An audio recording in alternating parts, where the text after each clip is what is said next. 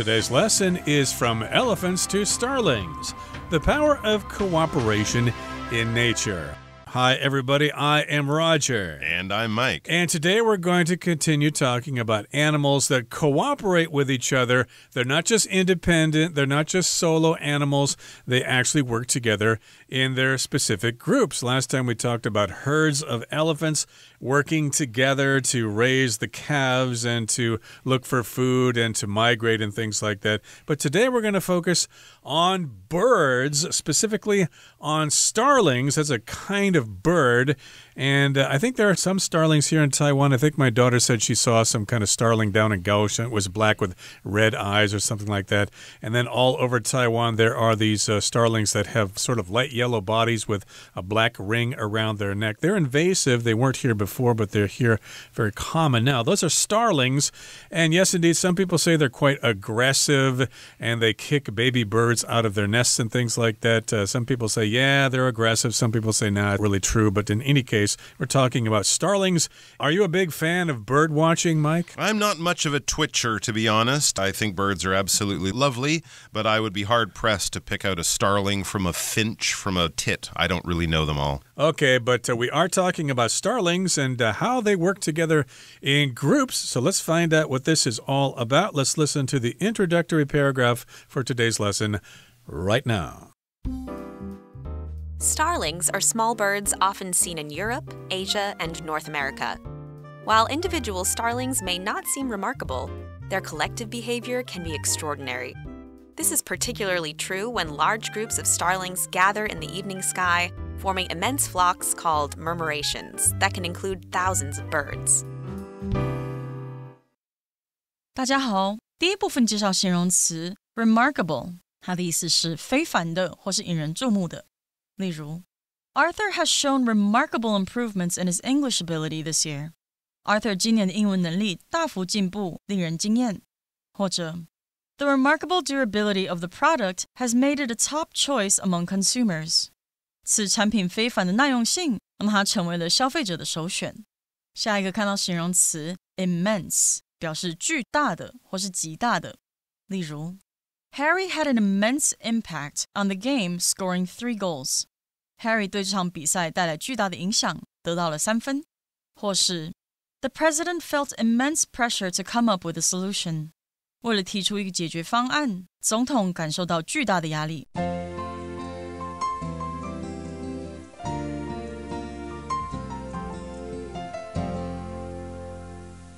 Okay, it's time for us to discuss the first paragraph in today's lesson. Again, we're talking about starlings, and they are small birds often seen in Europe, Asia, and North America. They're also in Taiwan here, like I said.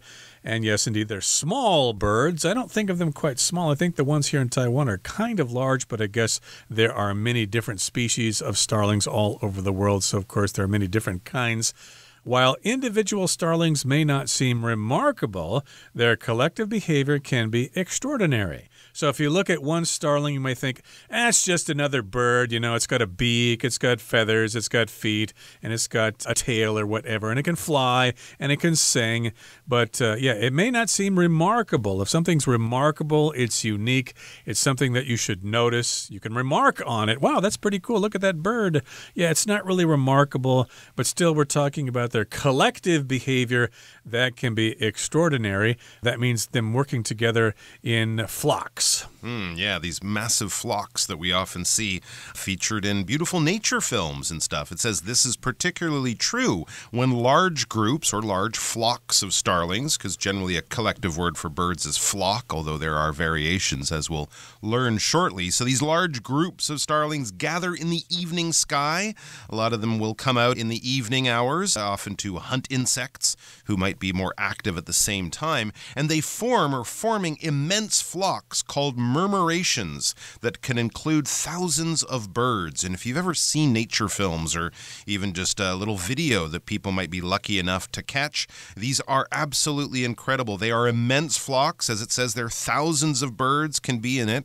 If something is really, really big, well, we can use that word immense. Yeah, Russia is an immense country. We could talk about blue whales being immense animals. They're huge, they're massive, they're really, really big.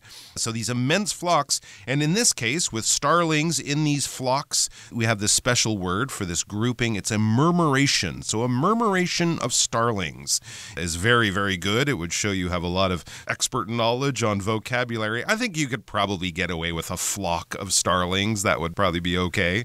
But these murmurations of starlings can include thousands of birds, and they sort of move and sort of flow through the air, almost like magic. And, you realize there's thousands of birds and they never seem to bump into each other. It really is one of those wonders of nature. It is quite something spectacular to see. Hopefully some of you will have that opportunity. But also, again, it's an example of cooperation. Let's move on now to the second part of our lesson, and we will listen to it first. These murmurations are not random. Each bird pays close attention to the movements of its nearest neighbors, adjusting its flight instantly in response. This simple rule of following neighbors leads to stunning fluid shapes that flow across the sky, with the flock twisting and turning almost as one. Scientists believe this coordination helps protect starlings from predators, such as hawks and falcons, since a moving mass of starlings can confuse and distract them. 第二部分看到形容词 random， 意思是随机的或是任意的。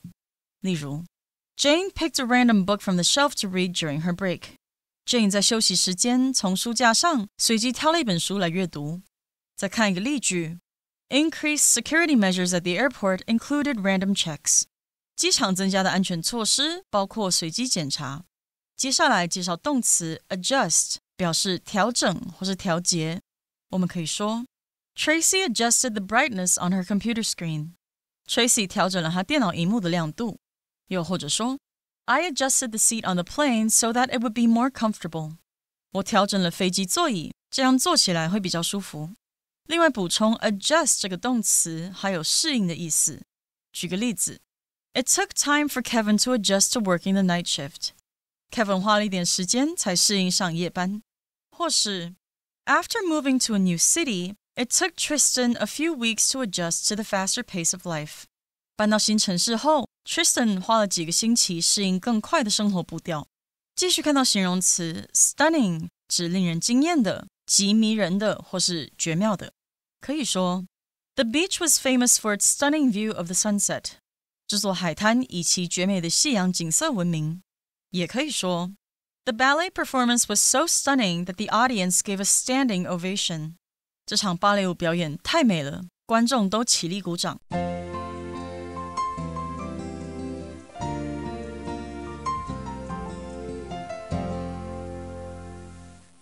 All right, let's get back to our article. We're learning about starlings and how they work together to their advantage as a collective, as a group. And we were talking about how they have these murmurations, these flocks of starlings, thousands of birds all flying together very, very closely in the evening sky. So let's get back to that topic. And if you can find a video, as we mentioned earlier, suggested, you'll really get a good idea of what we're talking about. And it says these murmurations are not random. So they're not just sort of random groupings. It's not like a crowd of starlings, like we would have a crowd of people sort of huddled together or coming together in a certain area for a special event. So it's not random. Something that's random is happened by accident or by chance. It wasn't planned. It wasn't organized. It just sort of happened. So as I said, when you're trying to get a large group of people to move through a small space, that can be quite dangerous because people will move in quite a random fashion. They won't sort of march in orderly lines like soldiers who've been trained to do that. It's all very much left to chance and unpredictable. So things that are random are left to chance. They're unpredictable. They're unplanned. Not these murmurations, though. So how do they do it? It says each bird pays close attention to the movements of its nearest neighbors, adjusting its flight instantly in response. And this is absolutely incredible and something that humans could never possibly reproduce because the birds just do it so naturally. But they are paying attention. They're noticing the wingtip and the body of that bird flying to their left, to their right, in front, in behind, above and below, but they adjust their flight instantly in response. So to adjust something is to make little changes to fit different and changing conditions. So as you go out during the daytime, if you're in a place with changeable weather, you'll adjust your clothing a little bit. You might wear a jacket and a scarf in the morning, and then in the afternoon when it gets warm, you might leave the jacket somewhere or carry it, take your scarf off, put it in your bag, and then later in the evening, you might put that scarf back on, or maybe even some gloves as it gets even colder. So you're changing, you're adjusting your style, your clothing, what you're wearing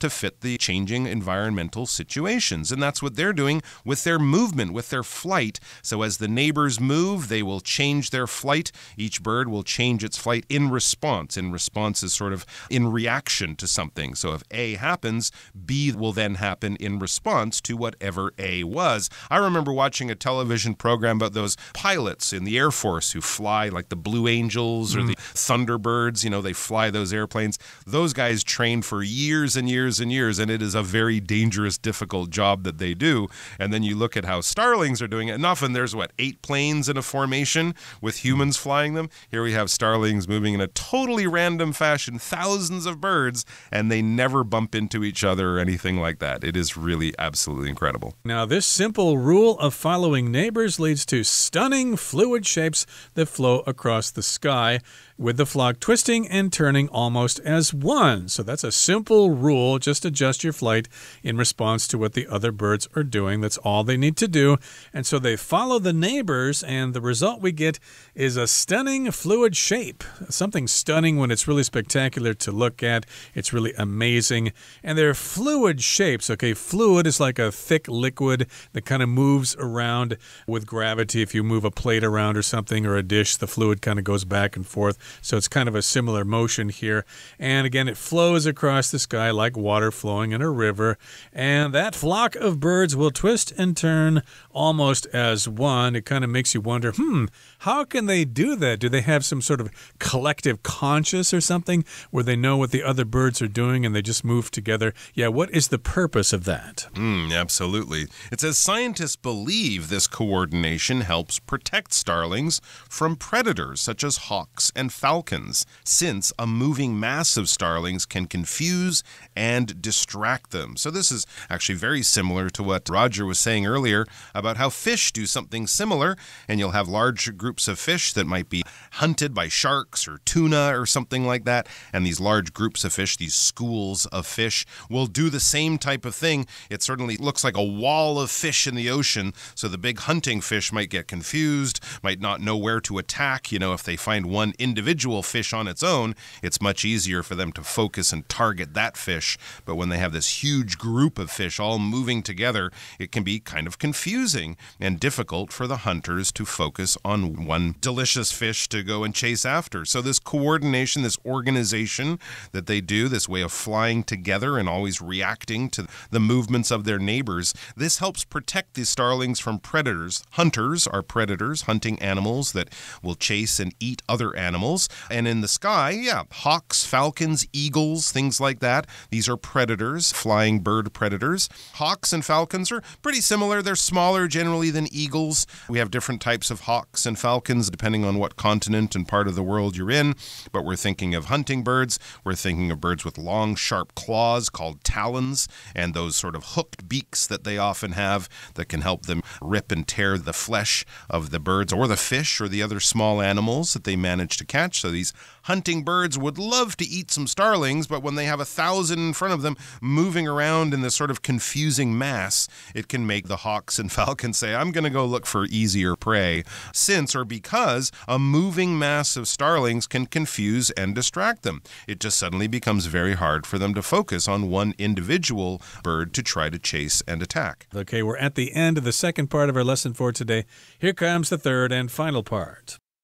In addition to providing protection, murmurations may help starlings share information about good feeding areas. When the murmuration finally settles down, groups of birds often head off to nearby fields or trees together. This behavior increases the chances that individuals will find food. In short, starlings rely heavily on communication and coordination to survive. providing a striking example of how important group cooperation can be in the animal world. 最后看到第3部分的单字 striking， 这个形容词的意思是引人注目的或是显著的。例如 Experts noticed a striking difference between the two paintings that were supposedly by the same artist. 专家注意到这2幅应该是出自同一画家之手的画作有明显的差异。再看一个例子 The painting's striking use of colors has made it a favorite of visitors to the museum. 那幅画作运用的亮眼色彩使其成为该博物馆造访者的最爱。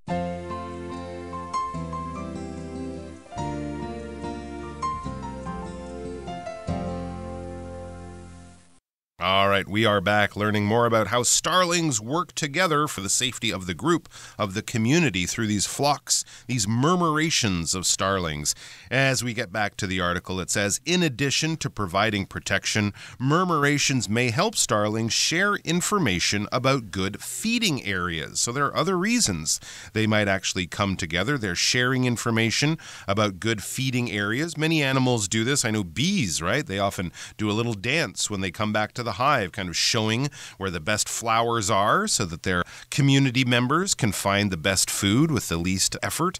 And it says, when the murmuration finally settles down, groups of birds often head off to nearby fields or trees together. So these large groupings, these murmurations of thousands of birds, will be a temporary organization. That will be a temporary situation.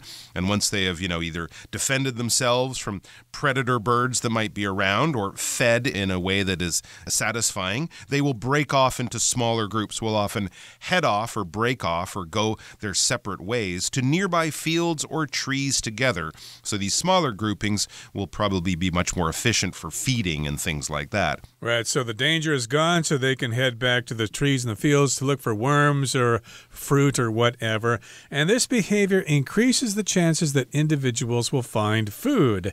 As we just said, they're off seeking food there. They leave the flock of birds because the danger is past. Maybe the hawk caught one of them or something and had enough to eat, so the hawk left, and now they feel it's safe, so they head off to find food. So in short, to summarize, starlings rely heavily on communication and coordination to survive, just like the elephants that we talked about last time, providing a striking example of how important group cooperation can be in the animal world. Okay, so that's how we wrap things up here. In short, or in summary, when you say that, that means, or that tells the reader that we're coming to the end of the article so they can prepare themselves. So yeah, again, we're summarizing here. They rely heavily on communication. Again, they alter their flight according to what the other birds in the flock are doing.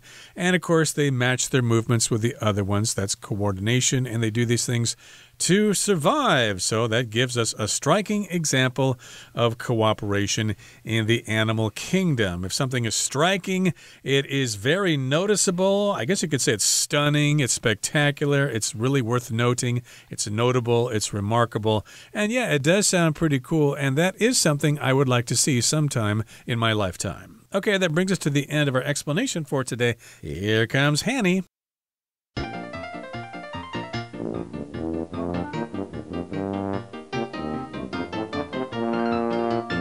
各位同学大家好，我是 Hanny。 我们来看今天的文法重点。课文第一部分有提到椋鸟这种小型鸟类的集体行为极为惊人，文中是用 extraordinary 来描述极为惊人的语义。那么课文第二部分则说明了椋鸟的群飞，那科学家认为这种协调是有助于保护椋鸟免受鹰和隼等等掠食者的攻击。好，这边它则是用到名词 coordination 来表达协调能力。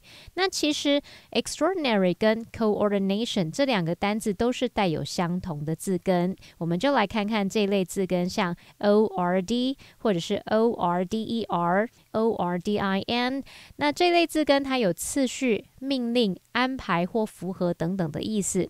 在 extraordinary 这个字当中，字首 extra 表示超越，那么字根 ordin 表示次序，ary 是形容词字尾，那不按照该有的次序超越了一般状况，就会显得很特别，所以 extraordinary 就可以用来形容特别的、非凡的、令人惊奇的。至于 coordination， 它是来自动词 coordinate， 它的字首 co 表示相同， ordin 表示顺序，ate 可以是动词、名词或形容词字尾，所以合在一起呢 coordinate 当动词就有协调、使相配合、调和的意思。当名词，它常常用复数形来指坐标。那么当形容词，则是表示同一类别的、同等重要的。这边也顺便补充2个有相同字根的单字。第一个是 disorder，dis 这是否定字首。那么字根 order 表示次序，合在一起 disorder 就可以表达失调，尤其是指身心机能的失调、紊乱或者是疾病。